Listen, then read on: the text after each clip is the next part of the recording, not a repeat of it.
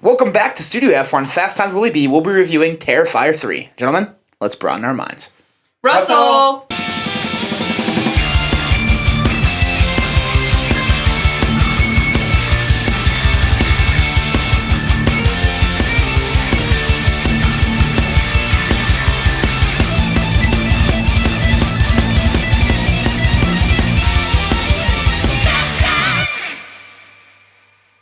Welcome back to Fast Times Willy B. I'm Willy B. I've got Rosie. I've got Brennan.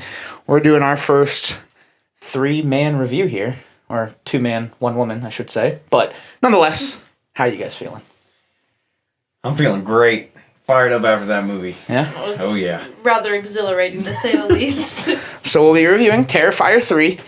I would like to say the end of a trilogy, but we've already been confirmed that we're getting a 4th one. And based on how this one ends, it's safe to say that's going to happen. Yeah. So not the end, and I'm not mad at that. Me neither. I was ready for it immediately after. Yeah. We got Damien Leone back. I mean, he's the man. It's his story. It's his character. It's his saga at this point. We got Lauren Lavera back as Sienna, and we've got some interesting cameos, to say the least. Chris Jericho makes a little appearance again. You gotta love that. Jason Patric, as a big fan of the Lost Boys, loved seeing him in the role of Sienna's father. Mr. Shaw. We get Clint Howard there a little bit at the bar. For you Waterboy fans out there, you know, he's the one that says Joe Montana. He's back, and he's in the Terrifier movies now. But nonetheless, I mean, we get some returning characters. We get some new characters. Let's start with the good. And I think we can safely say most of this movie's in the good. For me, yeah. Yeah. I think for all of us, it's just Rosie and I talked about it with the second movie. Leone has success with this first movie, takes a big swing and hits, and he takes an even bigger swing and hits once again. The gore factor is put up to level 1,000, and the practical effects are as great as ever. The numbers that are coming through are awesome. I mean, it had 1% of the budget of a movie that came out last week that we didn't like, and it's forecasted to do better than that movie. So just goes to show that there's a following, and Art the Clown is the man, and he's back. He's back. Yeah. You know, it's crazy seeing, you know, what they do with the budget that they have. Like, you can see that they obviously dump, it's got to be almost all of it into the kills and all of that. But even outside of that, like, it's well put together. Yeah. Like, I mean, it's not a bad job as if they're hoping that is the only thing good about it and it catches. Yeah. But I think they do an incredible job with everything outside of it, too. Like, even the story, you know, the actors are good. They're not just some random people off the streets. So, you know, I just think all around, like, even throughout it, obviously, as the budget gets bigger, it'll be a little better and better. But, you know, you can see the big jump from the first one to the third one, and, you know, how it's just crazy how different it is. What money can do. Yeah, right. Yeah, the set design was really stunning, I thought. Yeah. You really get that Christmas vibe, and there's so many different, like, plots, I guess, kind of. You have, like, the school and then home, and then there's a lot more moving around this movie, which I really enjoyed. Yeah, you know, you got the mall scenes, which feel like Christmas. All the houses are decorated up. The school has the Christmas bash. Like, for sure, the set design is great. And yeah, I mean, you can feel it grow. Obviously, the cameos alone go to show that this is growing into this phenom, because the second one we got all excited about seeing Chris Jericho for, I think, 3.5 minutes. And in this one we get, you know, like I mentioned, Jason Patric, we get Clint Howard, we get Tom Savini. You know, so talk about practical effects and somebody that has their hand in the game when it comes to effects. He's somebody that's been doing it for a little while, and most of what I've seen of his is top notch and makes cameo here. It's just, you know, you go into these movies and, like, we talked about it when we did the review of the second one. The first one didn't really have a story. It was back to the basics, slasher, let's just have some fun. The second one, you start to see that story leak in. It was really good. You get the Sienna storyline and her family. And now this one, I mean, the story gets even better. We get more lore behind her and her dad and Art the Clown and his evil entity that he has going on. We get more lore all around there, with some cool cutaway scenes, some dream sequences, which I think is a really cool way to do it as well. Yeah. And the exposition throughout this movie is fantastic, and for a movie that's 2 hours long and about an hour and a half of it, we don't see any interaction between Art and Sienna. It pays off though. Oh, yeah. It pays off in a big way with that third act. Just balls to the wall, good versus evil, and I think it was all well done. I mean, there are a few things that I will nitpick and we'll get into them, but for the most part, man, $2 million these days, it still isn't a lot. And he's making movies that I'd put in that phenomenal to masterpiece range, especially in the genre of slashers. Yeah, it was. I'm not mad that, like you said, most of the movie wasn't Art and Sienna. Like, it's not, the entire movie isn't like the second one where it's Art hunting her and her brother down the entire time. You get to see things outside of that. But I think Sienna, Lauren Lavera, captures or pulls the audience in and kind of, keeps them going with the emotion and everything like that, building on that rather than just those two going back and forth the entire movie. So it was cool, seeing more outside of it, which, I mean, it wasn't like it was completely excluded at times, things tied in, but it was, I think she did a good job, keeping the emotion going, playing the role of PTSD as well. Right, oh my gosh. Her dream sequences and her flashbacks and her friend at the dinner table was... that was insane. Yeah. That was tense. I don't think I blinked or breathed the whole time she was on screen. I was like, oh my god, what's gonna happen? Just pass her the rice, gosh darn it. And then she'll just imagine go handing away. her the rice and her family's like, what the hell is she doing? She'll just go away if you do that. So I really enjoyed... I'm not a big fan with... I've said it a million times on here. I don't like going back and forth in between time frames because my brain just can't compute. But I really enjoyed this one. Yeah. The thing I really liked, going back to the writing, is we get introduced to a lot of new characters, and all of them are devastating when we lose them. Yeah. I mean, that's something you see a lot with a slasher is you get your Friday the 13th and you're like, fuck these counselors. They can all die for all I care. Yeah. He did a really good job, him and his team, I should say, when it came to developing these characters in a short amount of time. I mean, the opening scene is absolutely buck wild where I did not expect the first kill to be a kid. But this mom, she has a few lines that really make you feel for her because she has a shitty husband. She's doing this all on her own almost. And then when she gets the action, like, damn, I liked her, even though I met her 2 minutes ago. And then, you get her aunt and her uncle and Gabby, and you get Jonathan and his roommate and her girlfriend. All these characters, and the girlfriend obviously pushes the limits too much with Sienna, but you're still like, damn, you got to know these people. Yeah. And then they're just gone. And I think that's... not only is it good writing to, create these emotions towards people that you don't get a long time with, but it goes to show that he does not give a shit. Not at all. How, it takes balls to kill off characters. And he's just, here's one, start to like them, gone. Yeah. It's insane. And, I mean, obviously there's spoilers on this. We're left with Sienna and Gabby by the end of the movie. That's it. Yeah. I think... killing kids was the biggest thing. Yeah. So me and Corey talked about we were sending stuff here and there, and I said I saw people talking it's very controversial. And I said, I think because in some of the teasers they show the mall and all the kids. And I told him, I said, I think kids are gonna get killed. And then I didn't expect them to. The opening scene, just the sound effects of that. Oh my gosh. Brutal, and then it obviously doesn't show anything crazy, but it cuts to the kid laying and but I think that was a pretty wicked turn. But I mean, it's Art. That's the thing. Care. That's the thing. Obviously, I see why it's controversial with things in today's. I'm not trying to get into that, but I think it also goes to show that this isn't a real person either. No. This is an evil entity. Art the Clown isn't human. Yeah. He is this... I mean, he can resurrect, for God's sake. He isn't human. Yeah. And so you got to separate real life and movies, and this obviously is a movie because everything about this film's fictional. I mean, there's nobody getting their head chopped off, walking around carrying a cop's head in place till he finds his own head. Like, that's just, it's not real. So I think when you can separate real life from it, you realize, like, yeah, damn, that's a lot, to kill a kid or even, blow up a mall Santa Claus stand, but at the same time, it just goes to show how evil this entity is at the same time. Yeah. Are there other ways to go around it? Sure. But again, I think the point is made. I mean, I was not expecting that scene in the mall where the kid's like, I wonder what I got. And it's like, oh my gosh.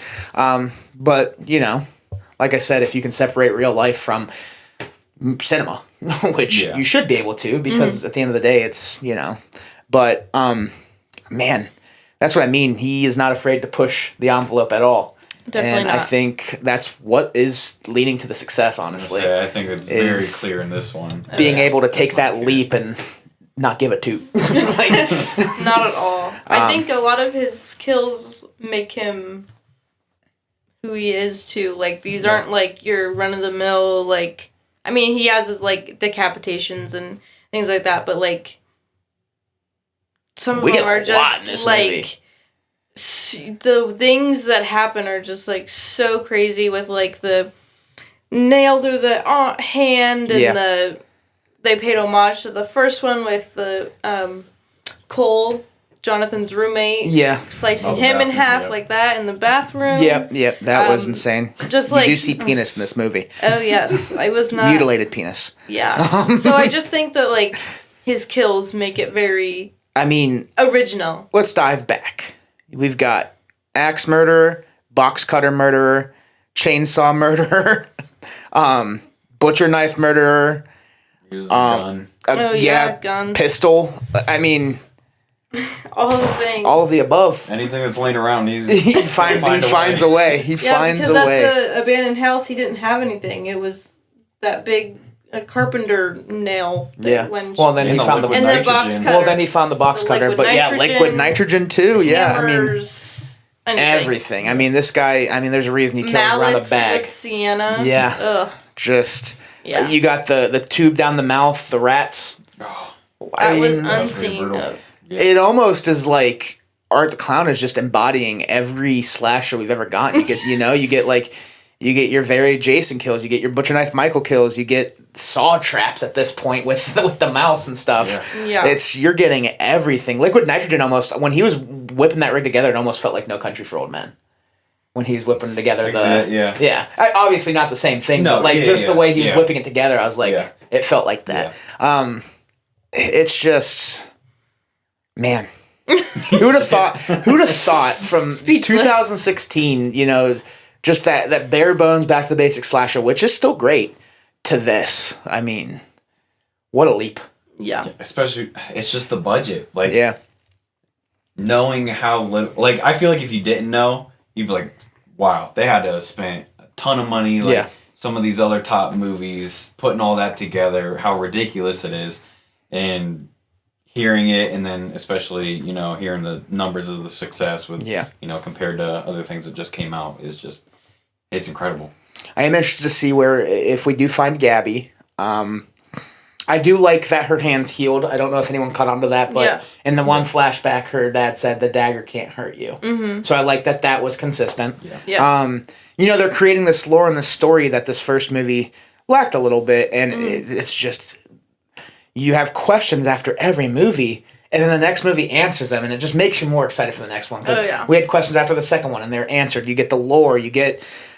just more. And then now the fourth one, we're like, where's Gabby? Was that really Jonathan? Like, which I think it was, unfortunately. But, man, what a film. What a film. I agree. What a slasher. That's a wild That's so phrase. much fun. Honestly, too, we talked about, obviously, the practical effects, the gore factor. The writing was pretty good. The direction's always great with Damien Leone. Some of the cinematography, too. I mean, the shot where he pulls up to the beta party in the van, and he gets out, and he's, like, walking and dancing with the glasses on, and it's snowing, the light. I just thought that was just... a perfect shot to show that this is like the Christmas horror movie. Yeah, you know? definitely. And you get a lot of those shots in this movie. A lot of great shots. We get Vicky back in a bigger role. Mm-hmm. Which was interesting. It was cool hearing how she kind of tied in. Which, I mean, you could kind of speculate that, at the end of the second one with the whole rebirth kind of thing. Yeah. Stuff like that. But, I think back to the Christmas thing, I feel like they captured that so well. Yeah. Like the aesthetic and everything. It was, I was immersed and it's October. Right. It's like not even just a third of the way through October. Which, by the way, F you, Walmart, for having Christmas stuff out. We're still in spooky season. I like the scene where... Off topic. Yeah, just a little bit. It just pissed me off a little bit. When it's kind of like that dream state, when she jumps down, it's almost like she's in hell.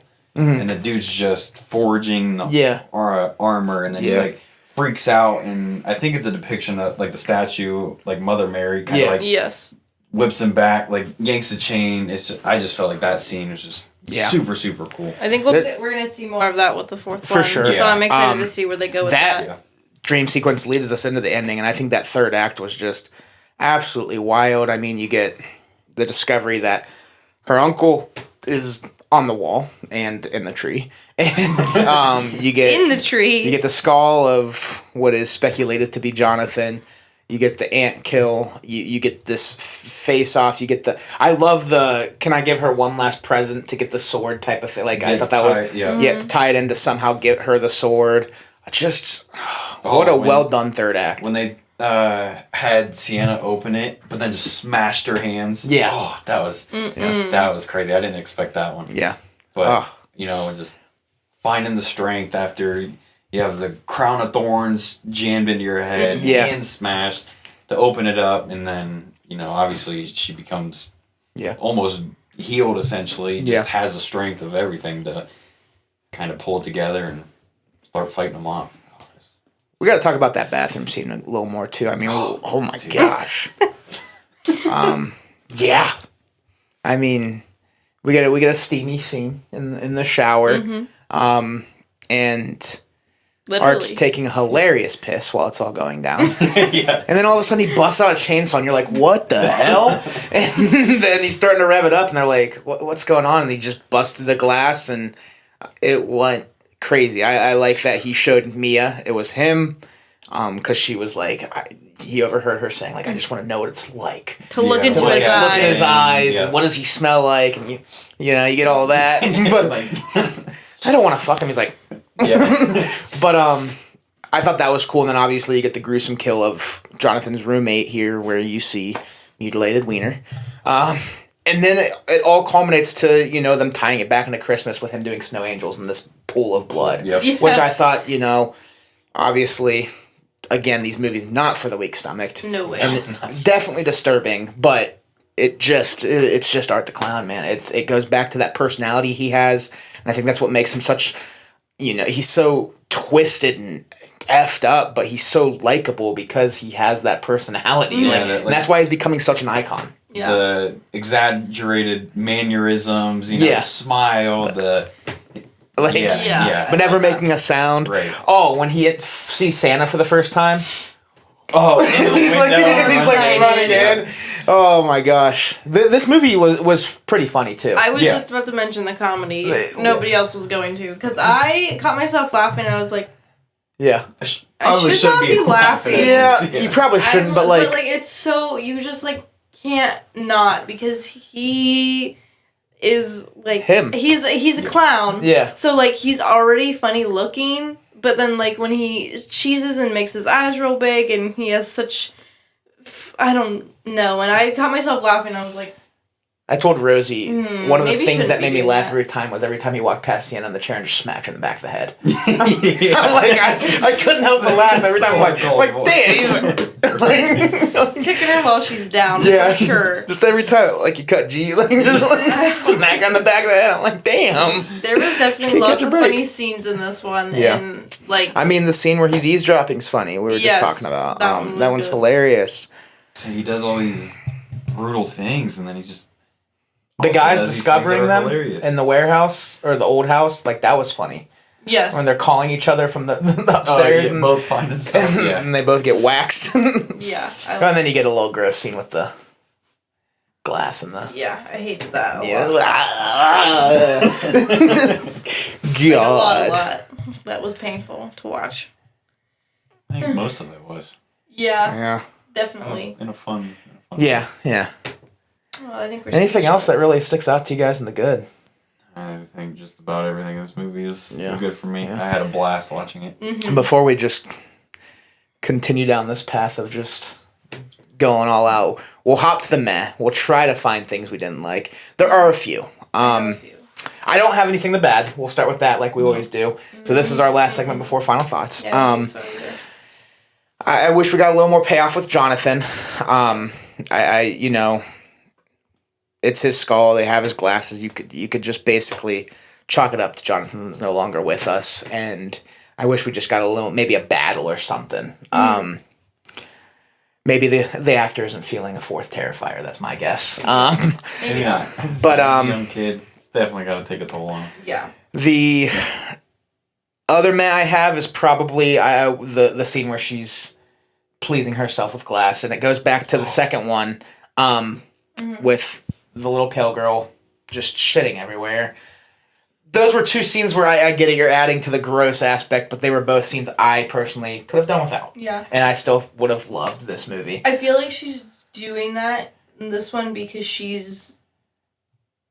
likes that he's doing that to yeah, I people, mean, that's so, exactly why she... it's I think arousing it to definitely her. exaggerates, the pleasure in what's happening. Yeah. Definitely. But, just hard to watch. For you, hard to watch. I couldn't even imagine if I had Nungunga.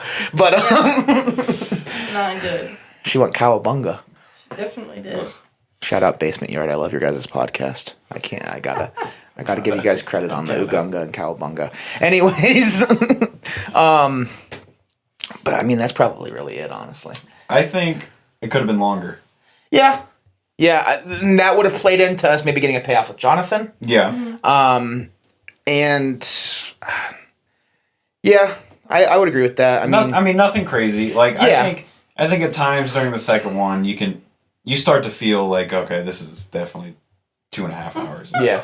But I think, like you said, like even just a little bit, like maybe you get a little more with Jonathan, stuff like that. Maybe some more with the story and where it's going, which, I mean, I don't have an issue with. I think I think it was told fine. I think it ended fine, Yeah. It was a nice her little ninth circle book. Little paying, little tribute. Yeah. So that was cool, but I mean, it's just weird that at the end he's just on the bus with a random girl. I mean, where's he going? What's he doing? Yeah. Guess we'll find out in the fourth one. We will. I think to go along with adding some more time, I would like to see a story about her going back to the Terrifier Carnival. Oh, yeah, you that too. mentioned that. That too. Getting the sword, like, where was it? Did she know where it was, or did she have to look for it? Like, I think adding, 5 to 10 minutes each on just Jonathan and that, making it 220, 225 to 230, would have been worthwhile. Because for he sure. knew she was going to get it. Yeah. And on the phone, he was like, "Did you get it?" Yeah. She's like, "Yeah, I got it." And then So, she but, comes home with her how? hands dirty. Yeah. Oh, I fell in front of a bunch of college kids. And, but that's just kind of it. And then, But I don't know. So I would have liked to seen that kind of go back there. Especially with I don't know. all these visions and stuff that she has, how intense was it going back to but maybe in the next one we'll see a flashback. I could get 10 of these movies. As long as they keep going like this. Yeah. Oh, man. Yeah. But But they anything gotta else? stop when they can't just some franchises Milk it out. everyone loves these, let's keep going, and you're like, please just stop. Yeah. Just stop. But this, I'm totally ready for number 4. I could have sat down and watched the 4th one right after this one. Yeah. Anything else than that for you guys? Or That's it. Everything's good for me. Okay. Great. So we'll hop over to our final thoughts and ratings. Rosie, I'll start with you. What do you want to leave off with, and what do you score this? I don't even know what to leave off with because I'm just almost too stunned to speak. When you wanted me to do this, I was like, oh my god, I don't even know like what to say because there's so much to say. Definitely one of the most anticipated movies this year for probably all of us here. Especially after meeting David Hawthorne a few months ago. So that was exciting to do and get to put the face to the actor. I love doing that. I'm gonna give it a 9. Okay. Out of 10. Like it. Okay. Brennan. I thought it was a nice, refreshing new Christmas movie. Nothing crazy. So jolly. No, I had an incredible time watching it. Like I said, everything about this movie was in the good tier for me, great tier. Recency bias, maybe a little bit. I'm giving it a 10 out of 10. Love it. I love everything about art, the story, just franchise. It's pushing up there. It's probably my favorite. Yeah. Yeah.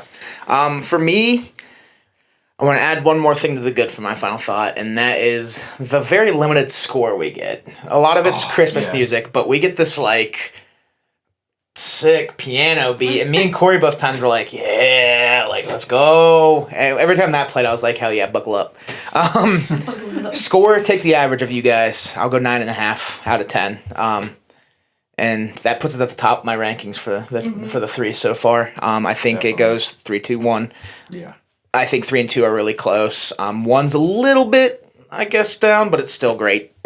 I think that could do with maybe the budget and being the first one. It was an establishment. It's a basic slasher. Yeah. Like I said, there's no story to it really. Right. So it's but now that we're getting this lore and stuff, it just keep feeding me. It's fun. It's fun. It's gross, but it's fun. Definitely. But yeah, Terrifier 3. We finally got it. So much fun. Now what? Nosferatu's the last major one we're waiting on. Smile 2. Smile 2. This is my most anticipated. After watching Nosferatu in the Palace Theater with the organ and everything. That one, but it's Robert Eggers, right? Yeah. Yep. Willem Dafoe. And Willem Dafoe, you can't go wrong with Bill Skarsgård as another monster. I don't think he's ever failed me as a monster. Oh, no. Yeah, so I'm definitely getting more hyped up for that. But I think this one is and will be. We're getting most anticipated. A Christmas movie in October, and then we're getting a horror movie on Christmas. We're having fun this year. Oh, for sure. It's been a wild year for movies. Yeah, it has. Some good, some bad. Thank you to recovering from COVID. Yes, that's true. Last year was a great start, and we're just getting fed, so keep it coming. That'll do it for Terrifier 3. Thank you guys both for coming on. Glad we got the first 3-man review here and on Fast Times Willy B. Thank you all for watching. If you like what you're watching, check out some of these other videos. Hit the subscribe button or follow the social links down below. As always, we appreciate anything, and we will talk to you all soon. Peace. Peace and love.